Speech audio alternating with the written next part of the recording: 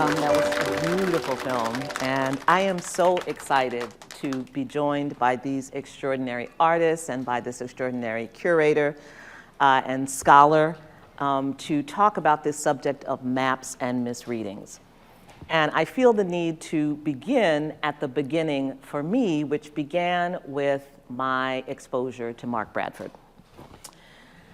I saw a segment about Mark's work on TV, and I immediately called up Darren Walker. This was on a Sunday night, and I said, I don't know if you know this man, but he is supposed to be my best friend. And Darren said, well, that's so funny because he is in fact one of my best friends. And I said, well, great, he said, sure. So he connected me with, I just said, well, you just text him and let him know I'm not a crazy person. And he said, sure. And so then I reached out to Mark and I said, my God, I love your work so much. Can I come out and see you? And he said, sure. So I had a trip to Los Angeles and I said I would come by, and the car dropped me off in a place where there was no one. It was like a warehouse maybe. And I think I rang the bell and nothing happened. And I was like, oh, wow. I'm like on this street where there's no one. I don't know where I am. I don't know the name of the street. I don't know what I'm doing. And then he came and we met, and it was kismet. The reason I was attracted to his work is because I saw his use of maps. And when I saw Mark's work, what stunned me and blew me away was that what he was using as his canvas looked like what I use in my work as exhibits. Mm-hmm. The maps that he was using looked like the very exhibits that we use in redistricting cases, in cases involving housing discrimination and redlining, in cases involving police violence, yep. In places involving unequal resources in different communities and cities, and that he was using this as the canvas to say something. He will say he wasn't trying to say anything, he just likes maps. He always tries to pretend that there's no method to his madness, but there is. And so I was just blown away by this idea that precisely what we would use, I mean, certainly, let me just be clear when I say the maps we would use as exhibits, nothing like what these folks have created, the beautiful things that they have created, but kind of like it, right? What we lacked was the ability to dramatize and to create the beautiful images that they create on those maps. We just have the pure unadorned map. And that set me off on a conversation with Mark about the power of maps and the scale of maps in art. And so let me just begin with Mark, and then we'll continue that conversation. Your mapping makes me always think of several things, and several things going on in your work. Number one, a map is a very utilitarian thing. And that's a thing in your work. You're using end papers or, so one piece of it is that. The second piece is scale, because your work tends to be quite big, and that lends itself to mapping.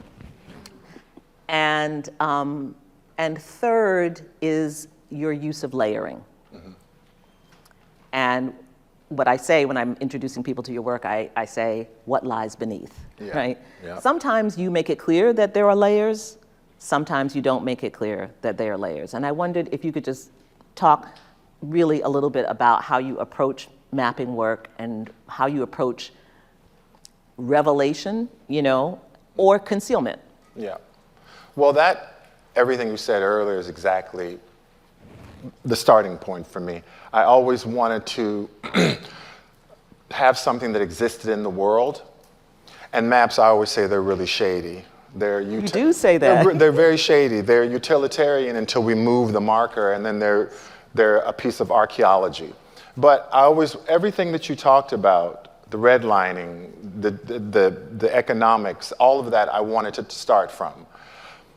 But I also believe, or I enjoy abstraction. I think for me, it's pulling all this information into my studio and grappling with my own personal relationship to my body, because I can never leave this body. When I walk out, I'm very much aware and living in this body, and that's okay. That's okay. So art and the body that I live in, they coexist. And I think in some ways, the grappling that I do in the studio, I think it really is about hope. And it is about beauty. I can look at disparities and I can look at the pain and the struggle, but I can also look at the hope and the beauty too. So they grapple in the studio, they fight back and forth. And I hope that the hope exists, but the roughness around the edges, I don't want that to leave. The toughness around the edges, I don't want that to live. I think that you can exist in both spaces simultaneously. Sometimes we know when we see your work, we're looking at a map, right? As you can see in some of these images. And then sometimes, even here, I would say, can you tell us a little bit about Los Moscos? Yeah, that's a derogatory term. It came from a book about Michel Liguer. He was talking about undocumented people, and this was so long ago. But the thing is that what you saw in Los Angeles, you saw quite a few people existing on the fringes of the society with no nets, and the kind of aggressiveness that the society was placing on these people. But it was a network of people, being used, but not being supported, migrants without a net. And so I made a body of work in 2004 talking about this meanness that exists when people aren't looking.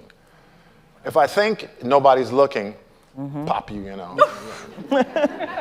No, it's, yeah. Really, I mean, you saw it in 1980 with the AIDS epidemic when nobody, when there was no politics around it. You could shame this group of people, and you could make comedy about this group of people until there was some politics around it. So now we're looking at the migrant situation, but in 2004 it was just meanness to people who were just trying to live. And so I made a body of work about that. I love it. But there's some of these images where we're not sure. It's oh, you don't have a time. So I also, very recently I had a show at a gallery, and it was all about train timetables around the Great Migration. Super interesting, because the whole idea of migrations, I've always been very fascinated. I think there's personal migrations, I think there's economic, there's all these kind of migrations, but the Great Migration, I was thinking when Black people moved from the South to the North. But then I started thinking about other migrations, gay people moving from one bad situation, moving across the sea to Europe, women moving out of a bad situation and moving to another one. I experienced all that when I was kind of working in the hair salon. So I was like, you don't have to tell me twice. There's an urgency about migration, isn't there? Like, get what you can and go. And so I made a series of... Leave now, that Carrie Mae Weems was talking about. You don't have to tell me twice, leave now. And so sometimes we make them really heroic, but also at the same time there's micro migrations where people just have to move communities. They don't feel safe on a block. They don't feel safe in a partnership. In the church, physically in their bodies. If you don't do these things, you are going to die. If you don't stop drinking or smoking or doing something. So I can think micro and macro at the same time. So is a train schedule underneath? It is. That is actually, and what's really interesting, I was fascinated by this train schedule, because all it is the time spent on the tracks themselves. It's not a timetable. It's just the numbers are basically how many miles between point A to point B on the tracks themselves. I'm very attracted to spaces where people are not in their personal spaces, airports, nightclubs, because there's something about public space that has a built-in vulnerability. Yes. I used to be at a nightclub, and I used to just say, well, just tell me any name. Doesn't matter, just tell me any name. Myra, Sam, whatever you want to be, it's fine. Let's go, girl, let's get it going. You know, I love spaces like that. I call them spaces of imagination. Yeah. And if I see Myra the next day, and the next day is Gwen, that's fine. I was Joe, and now I'm Bradley, you know. Could you go to the next image? Sherrilyn's like, let's stay on the migration. I know this guy. I know this guy. I know this guy. Okay. Wait, one more. Go to the next one. Go to the next one. I'm looking for that untitled one. Keep going. Keep going. I don't think I have it here. That's it. Stop. Please. Thank you. This one I didn't know, but I understand, and I could be wrong, you tell me, that underneath here was the map of the curfews that the LAPD imposed during the Watts riots. Is that correct? Yes. Yes. So what happened?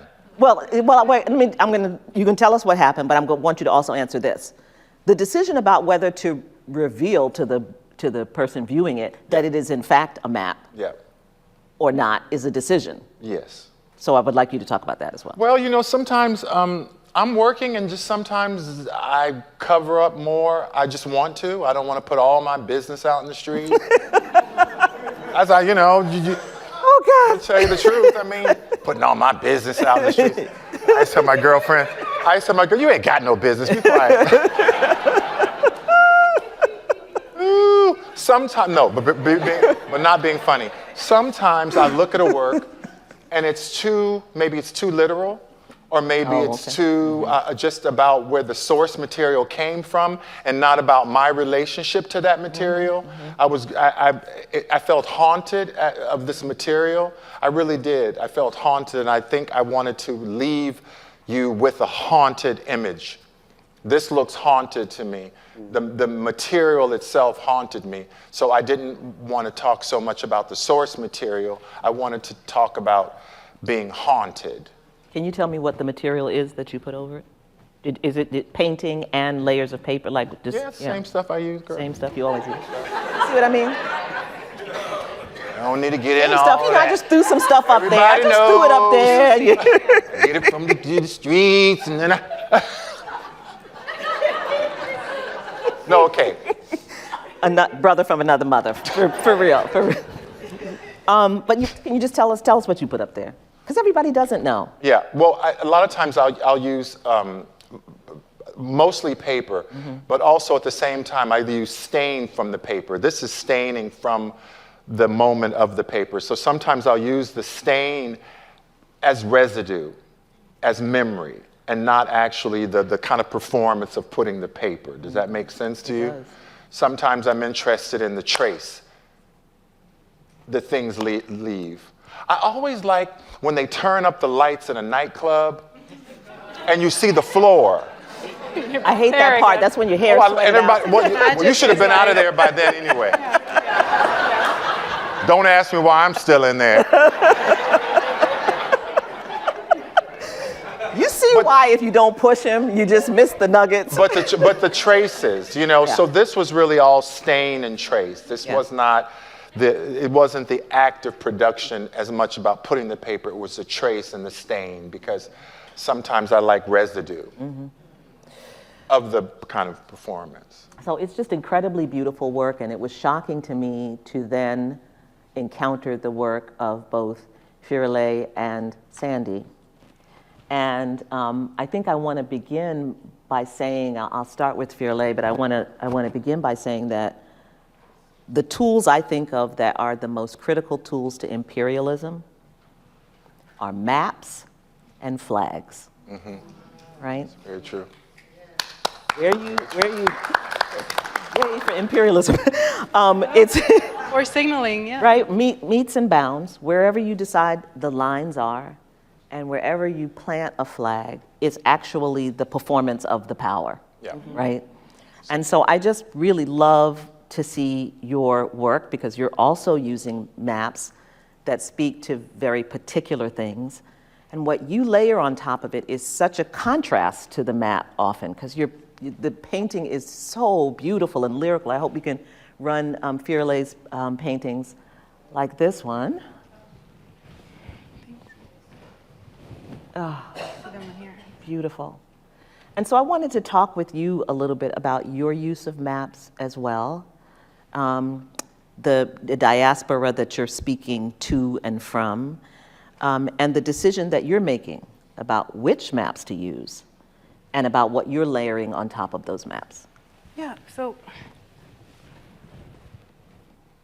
hearing Mark talk about the experience of the club makes me realize too, like, maps are meant to be factual, they're meant to contain time and space, but they're all projected desire. And when you shift outside of that, you realize how much of that desire contained you within it or not. And I always try to re-embody that thing with the presence and the heraldry that maybe might have been outside the vision of it. Coming from the Caribbean, I mean, lovely LA artists, and just thinking of how they contained half of the globe in a way that has multitudes that is an echo of, but very different from the Caribbean. And the Caribbean being so laden with like the triangle in the Northeast and like the overextension or over-explained mapping. Like everything was something to be contained and manipulated, and that was supposed to be a roadmap of how to be. Like we have redlining, we have documents of humanity, of who was worthy of being, calculation of how much, calculations and of all that, and like I just wanted to have the things that were outside of the archive, but that were archives unto their own, like the stories I heard, the people who I loved, who were around me, who I knew had to have existed because, you know, there was something you guys were both saying about trying to mark the joy, and life in general grows towards the light. You have to, we're sun-driven, and you need roots, you need to anchor, but everything, irrespective of where in the world or where it is, you're always trying to move towards the light. And if we can center back on that, irrespective of where you are coming from, if you really focus on like, we all just want to live, we all want to thrive. How do we create a space where that thriving is mutually driven? That's the anchor for who I repopulate the maps with. Like re-envision, include, expand the vision of that desire, so that, and note that it's fraught to begin with. I love the idea of you repopulating the map. Could we show, not this one, yes. I build my language out of rocks. Mawulisa. So, is that the Siguana? Is that who that is? Siguapa. So actually, Siguapa. these are all, this is the wrong title. This is Okay. actually for a different Tondo. This was in my show that happened in the Los Angeles gallery last September. And that one is actually a diagram of, I think it's like nature extending over all that's what climates. it is. That's right. So this is supposed to be a representation of a very comprehensive human-directed view of nature and all altitudes. So the hubris of thinking that as humans we can contain all life and that we can somehow label and quantify where it should belong and be. And so I was currently working on this bronze, and I had these models doing these movements that seemed gesturally at ease when you depict it, but that required this like robust muscularity to be able to hold them. To do this pose, you need to have like such strength if you want to hold it for more than like 2 seconds. So I wanted something that slipped between both, that when you zoom into that pore of the body, there's like a riot and a translucency that is physically present. Just to note, like there's a Bjork line of like how Scandinavian of me I thought I could control nature. This acknowledgement that it's not that. Yes, but you're also using this transgressive woman.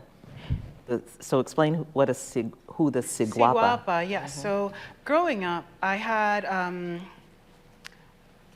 extremely matriarchal family, like 7 generations. I know that things are like probably go in cycles, and 7 generations is the one thing. Maybe I'm in a karmic wheel, but like these very independent, very stubborn women who just gave no fucks about any restrictions. And that came with high attrition. Like, you know, they gained freedom and they also had to pay a high cost for it. But so they would always tell me these stories of this figure that was traceless and boundless. And it was this told in the context of like, she's the boogeyman. This woman, this female figure, this trickster that comes out of the forest, is this figure that her feet are backwards. If you follow her footsteps, you can't know where she's going. She can commute with nature, do and undo karmic loads, and always like, you know, if you don't comb your hair, you're gonna become like her. If you don't follow the rules, you're gonna become like her. If you don't do all these things, watch out, you're gonna become this boogeyman. And I kept thinking, like, as my hair was being yanked and braided and pulled, I was like, I really don't wanna be her? You're sure I don't wanna be her? Sounds like she's having fun. Because it sounds like she has a lot of freedom. And so like, just, all I wanted to do was just climb trees and like be outside and like play. And that felt like such an extension of creativity that it stayed with me. And now I can, that figure almost acts like a Rorschach, where I can test the limits of, or have this journey with the viewer of what are the things that hold us, what are our fabricated limitations, and go from there. Yeah, and the same arrogance that makes you think you can map the world is about how do you explain, you know, these mythologies are to come up with ways to explain women who are uncomfortable. Yeah, the right? unruly body. It's the like, Medusa that we talked about, right? Yeah. and I love it. I love it. So beautiful. thank you. Sandy, you probably don't remember, but you and I met a couple of years ago in Los Angeles, and I was blown away by your art, which also uses maps. And if we could run Sandy's work, you know, you look at this and you know that it's a map, but if you don't know anything else, you're not sure what it's a map of. And you were doing this extraordinary work of mapping that speaks directly into my work. So you're mapping places of Indian boarding schools. You're mapping where people were killed by police. You're mapping where children were, you know, died in migrant facilities.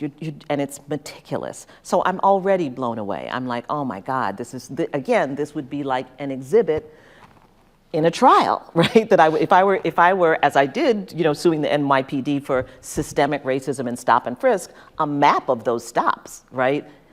You know, overlaid with racial demographic data would be, we ended up settling the case. But if we went to trial, would be the kind of exhibit, right? That would be actually perfect to dramatize for the court what it actually looked like.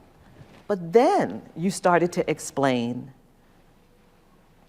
the actual pigments that you're using and your determination to speak about issues of indigeneity in this work. And then I just like took off running because I just couldn't believe how extraordinary it was. And so I would love for you to share what you're doing with that in this work. Sure. So within the series, the Codex Rodriguez Mondragon, which has over 15 of these monumental maps that are anywhere from 9 feet by 9 feet to the one that I'm working on now is 20 feet by 9 feet. Yeah. I'm using methods and materials of the Americas. I'm privileging colonial recipes from central Mexico, where my family is from, to unpack the history of image making and the material of painting, to tell truths, to use historic maps that have a very loaded and a very intentional way of controlling populations, defining nationhood, and its ongoing colonial violence. And so how do I tell these stories of resistance and these stories of outlawed histories or histories of erasure if I'm not using the methods and materials of the region? How do you do that? By doing a lot of archival research. So it's a year and a half's worth of archival research in libraries, special collections, examining 16th century materials, and then on to 19th century materials. The map that's on the screen is a map of the child detention centers, family separations, and other atrocities from 2018. The map that I'm using for it are the lines from the 1850s. After the Mexican-American War, the Treaty of Guadalupe Hidalgo, you have this entire part of Mexico that now becomes the United States. And if we're going to underscore the moments within the history of this nation of when we are kidnapping children, when we are separating families, what does that look like on a land that has been scarred generation over generation? And how do we use that experience of place, of home, of belonging, and how do we represent that?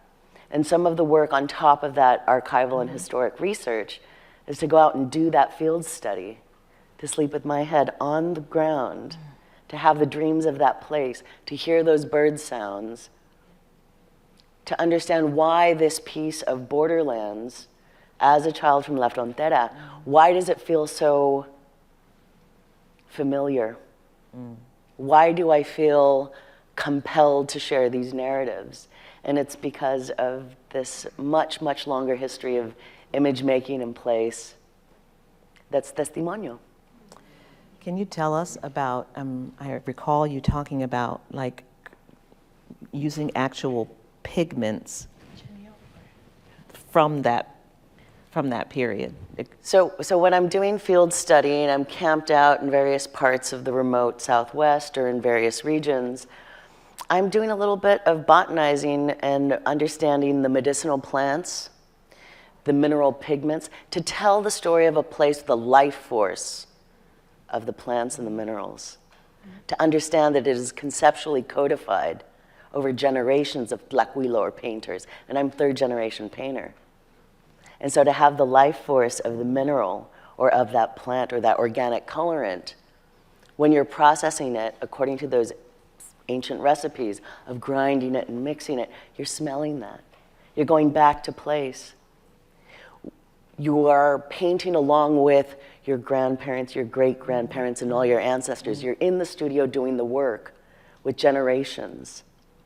So while the work content may be heavy, there is also that love of teaching, of research, of family, of history that you can present to audiences in a way that will create entry points for different types of learners and different types of people to come together and discuss some of the things we might not want to talk about, some of the things that we might feel it's too painful to share, and that we're witnessing right now, and that is just part of a larger cycle. Yeah, I want to come back to that in our second round for everyone, because we are in a moment. So did you have to turn on your science brain to know how to do that, to work with the botanicals and like grinding and? It's alchemy.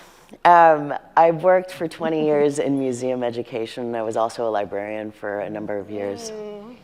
Wow. And so, all the things. so if I had to learn these books of secrets and painting recipes to all of European painting traditions, and test them to be sure which ones were actual and factual and which ones were recorded by the neighbor's kid, you have to learn about heat extractions, precipitation, mordants, alkalinity, all of these different things.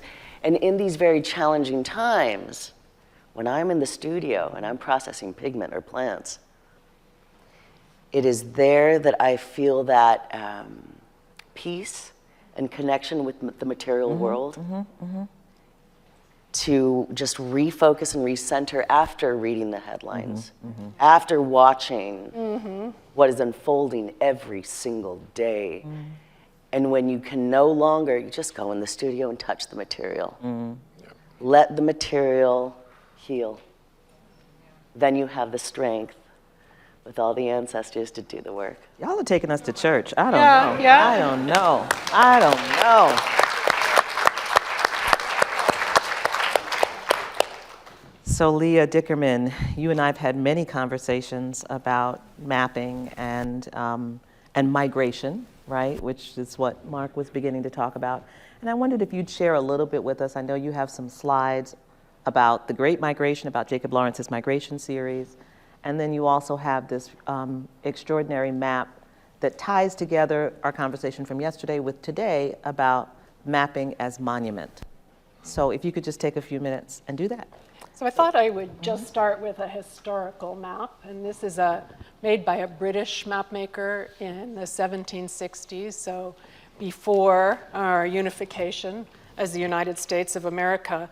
And as you can see, this mapmaker is trying to assert political claims to territory. So what Sherrilyn was saying about a tool of colonialism, here he's most concerned with what he calls French encroachments on British territories, and he's colored the English in yellow and the English allied forces in pink and the French in green.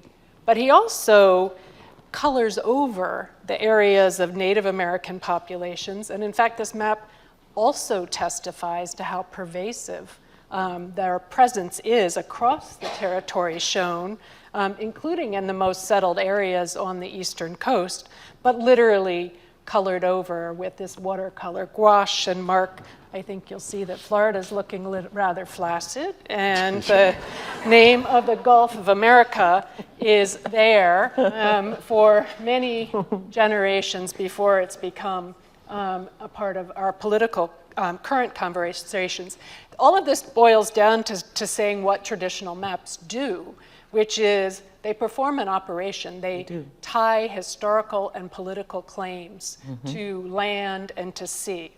So now I just want that as a background to what we're going to look at now, because you can see that artists perform this operation, but they do it with a lot of different values and meanings. And first, I'd like to show you the work of Jacob Lawrence. And here I'm showing you the first panel of Jacob Lawrence's migration series from 1941, an official American treasure. I think that's what Darren was saying. And this is, he created a work of 60 gouache panels that ran in a line. Each of the panels is about the size of a standard sheet of paper. 30 of them reside in the collections of the Museum of Modern Art, and 30 of these panels reside in the collection of the Phillips Museum. And given our conversations yesterday about the power of youth, I think it's worth pointing out that Jacob Lawrence was only 23 when he made this extraordinary narrative. And perhaps it's youth that lets him do something that's so radical. And it's also important to note that before Lawrence picked up a paintbrush, he went to the library.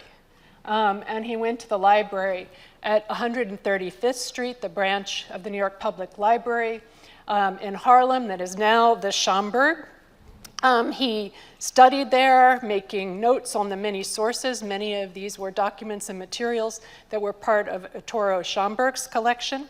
And he was also a member of the history clubs there, which were groups of people coming together to discuss a Black history that wasn't taught in schools, often around the documents from Ettore Schomburg's collection. I think Yara Shahidi said alternate curricula. And these clubs were enabled by a pair of extraordinary librarians, Catherine Latimer and Bernice Rose. And one of the things that I think is extraordinary to contemplate for this work is that one of the leaders of these history clubs that Lawrence was a part of was Ella Baker. Baker was one of the leaders. So she was a mentor to not only Lawrence, but to many civil rights leaders, and of course, a central elder figure within SNCC. So that says something about the germination of ideas and what you do in the time in which you're sowing, I think. And I would like to propose to this group that these history clubs have something to say to us now of bringing together artists and historians and archives and librarians in a circle to talk about narrative and representation. So with that, what Lawrence does is he takes his viewer on a journey, but he gives us geographic markers along the way. So it is a map, and you can see that in the first 3 ticket windows, which announce the major routes of the Great Migration. And then the second panel that I'm showing, panel 6, is the train. The train comes back again and again as a time marker motif across the panels. And as you all know, it permeates Black cultural production of this moment, the baseline of blues and jazz as well. So you can see it as a sort of sonic marker of the migration through much cultural production. And then he begins to ask the question that Carrie Mae Weems was asking yesterday, which is why? Why leave? What is the reason to leave? Leave now. Why would one leave home and leave everything that you had known? And he offers a variety of answers. The first answer that he gives is poverty, but I want you to note that he imbues his subjects with grace and with dignity. So he's framing the migration as a pursuit of basic human dignity and need. And then he continues to ask the question, why? And this time, he moves from more generalized answers, like poverty, to issues of systemic justice. And this is when I think about how brave this 23-year-old is.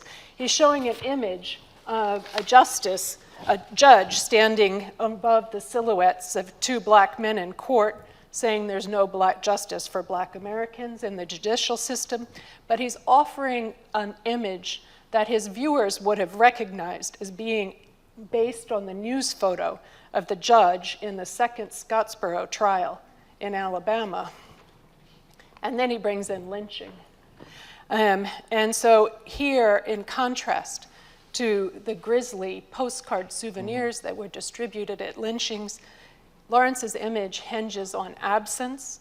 The mourner's face is turned, there's no body, and he's focused on the impact that lynching had on others in the community as a prompt to leave the South. And then he includes a panel that talks about Black codes and the legal practices and the capricious nature of arrest, prosecution, and incarceration in Black America. So this is an extraordinary telling of what was at that moment in time fairly recent history. But one of the things that I think is most surprising about the panels is that he continues to take us to the north. And there he shows us an image like this that references the bombings in the Kenwood area of Chicago between 1917 and 1921 as Black families moving north moved in. There were 58 bombings in the homes of these families and the real estate agents who had sold them property. And then another panel, 52, which marks the riot in East St. Louis, which displaced 6,000 Black residents and then prompted protests across the country, including 10,000 people who joined a silent parade in New York City down Fifth Avenue. And so one thing I want to say is that I did not know of these historical events until I saw them in Lawrence's panel. And even today, as far as I know, they are not the subject of a memorial or monument, which reminds us that Lawrence is holding a memory for us and holding a memory of the future. Now, I'm going to show you very quickly a work by Daoud Bey, the Chicago-based photographer, who picks up on what Lawrence is doing, and this time he's also crafting a journey, but he's also working with a specific set of coordinates that he learns from the local historical society. He traveled and photographed along the pathways of the Underground Railroad in Cleveland and Hudson, Ohio, which are the final stops for someone seeking freedom in Canada along the Underground Railroad. And Bey usually worked in color before this series, usually worked with urban subjects, so he's shifting to black and white, and he's titling it in a way that takes the title from Langston Hughes' poem, Dream Variations, Night Coming Tenderly, Black Like Me. So he's holding the idea of blackness as a tender embrace, And I think what he's doing is creating a map still with geographic coordinates, but now imbuing it with a very experiential quality. What would this journey have felt like? And how, even if he's photographing contemporary sites, is it still the present, still permeated with the past? Is it haunted by the past? And finally, I'm going to show you one more map, which I think is an extraordinary miniature treasure. It's the in papers of a book called The Negro of Virginia from 1940, which was published by the WPA in Virginia by the Department of Negro Affairs that was led by Sterling Brown. And think about this. This is the in papers of a book, so it's modest in scale, and it's hidden from sight. You would have had to open it to see it. But this map was made, in the wake of several of the decades of the most intense Confederate monument building that had positioned more than hundreds and thousands of Confederate monuments across the 13 states of the former Confederacy, all reinforcing a lost cause mythology. So I think of this map as saying, could this commemorative landscape have been imagined differently? And the person who was doing this is a UPenn-educated architect, William H. Moses. He had won the design competition for the Virginia State Pavilion for the 1939 World's Expo. So he did the Virginia Pavilion, but he didn't have his name on the pavilion because of his race. So he presents in this little mini treasure, an illustrated map of Virginia that indicates the sites where Black Americans had extraordinary historical, economic, or cultural impact, with a legend that you can see on the left and a number. And the history that he tells is notable. First of all, in its beginning, it begins with the arrival of slaves in Jamestown in 1619. 1619 is the beginning here, so that asserts the idea that Virginia, and implicitly America, begins with slavery. But he also marks episodes of resistance, Nat Turner's rebellion, John Brown's raids, moments of horrible, cruel notoriety, Lumpkin's slave jail. The Civil War is not represented through a manifestation of glory and noble gentility, but by 16, number 16, which is the Battle of the Crater. That was a rout of Union forces that ended in a racial massacre of many US colored troops. So we're going to have to begin to wrap, and I actually want to just pose this one question that each person can take literally 30 seconds to answer. Okay. Because it pulls together all of these pieces. And actually it was really good to end with Moses's map, because we are in a period now in which history is being disappeared, in which there are affirmative efforts to erase. And I'm wondering what you all are thinking about mapping in this period. If maps show us something in the past, sometimes it's not an accurate reflection of history, except it is an accurate reflection of arrogance, of imperialism, of takeover, et cetera. How are you thinking in this moment? Do we need to be preserving the maps that might become the platform, the canvas for future works of art? And I love Leah, because of Jacob Lawrence, he's doing mapping in a very different way. It's not an actual literal map. But this idea, like when you all are doing your work and you're putting your analysis against that historical map, you're saying something very particular. And the move afoot now is to remove the evidence. That's how I think of it as a lawyer. That the destruction of history and talking about history is a way of tampering with and destroying evidence. Evidence of imperialism, evidence of violence, evidence of white supremacy, evidence of theft, sometimes evidence of success, evidence of our success, evidence of our greatness. That's the biggest one, right? That's the one that, So I just would love you all to respond to that in 30 seconds. Firelei, do you want to begin? Okay, 30 seconds. Sure, Got it, go. got it. I think memory and the body hold archives that are deeper than an actual paper. Yeah. And if I remember the hair maps and braiding that women, enslaved women or maroon women that would have throughout the Americas, especially in Latin America and the Caribbean, where they would give escape routes in the braiding, and then they would have seeds embedded in. You would have a hair whole package held into your hair. And we have rice and indigo and all these different things that became the economy, the foundation for American economy, but those are packed in someone's hair. Those are things that were carried in the body that became their own different legacies. So just to say that even if they erase to the ground every personal archive we've made, we have a lot of it embedded in our culture, in our care, in our holding. So they can do their best. Wow. Woo! Anybody else have another 30 seconds? Andy? I would say right now the important work to do is to really look back at history and look at the generations that have persisted, that have encountered some of the most outrageous experiences, to understand what were those strategies. Yes. So it's through counter mapping, and it's through mining archives, and it's through presenting in the largest forums that we can work with. Thank you. Yeah. Leah? I think one thing to take inspiration from is something like Moses's map, where he's mapping a terrain of potential monuments that could not have been built in the reality that he faced, but he's still mapping them.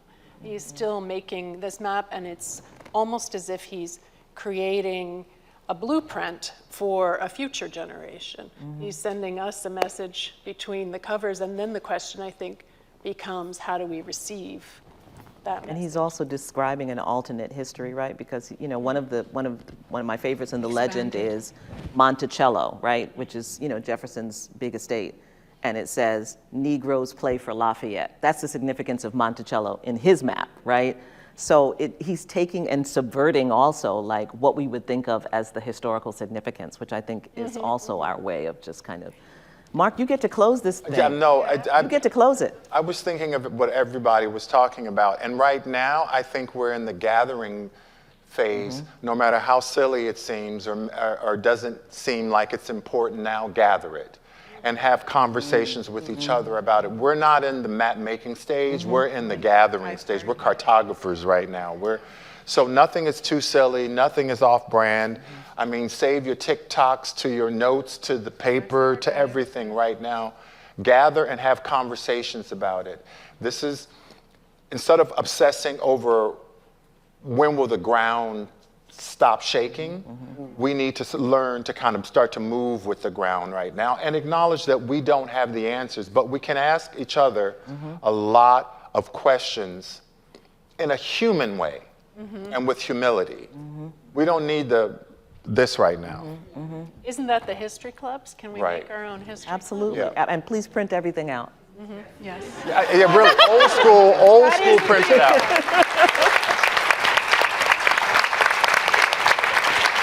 Thank you. Good to see you.